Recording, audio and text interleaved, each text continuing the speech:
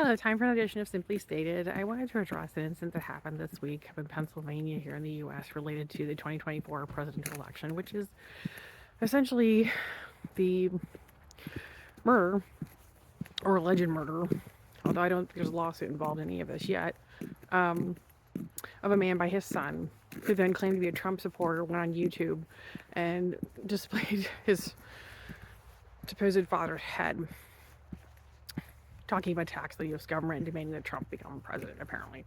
I sourced it out like 5, 6 times because I couldn't even believe the story myself at first. It was so strange and bizarre and sounded like it belonged in some other country. What I would go back to is, if you're having any questions about this, the reasoning behind it, I would go back to the longer series I did, The Thought Project, just so you know. Because the couple that I named, Circe and Wilhelm, who worked for the KGB, now called the FSB out of Russia, took over much of Pennsylvania, what is now called Pennsylvania.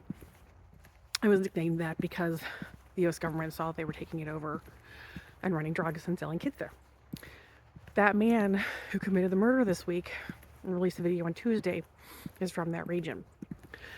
Do not doubt for 1 second that part of Donald Trump's issues is that he was tied to Buffalo Bill.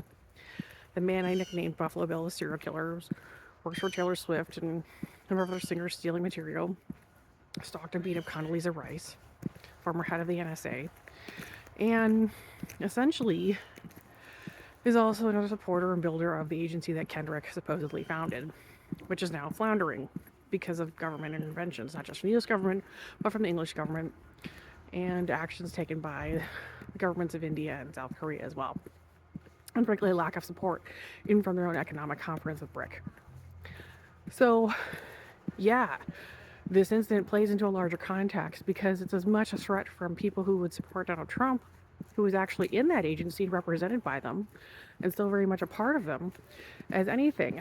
I would hesitate, caution anybody from taking a political side on the issue, and instead see it as part of a much larger, greater tragedy related to the Russian mafia's influence in the U.S. Drugs, politics, trafficking of kids. That's it.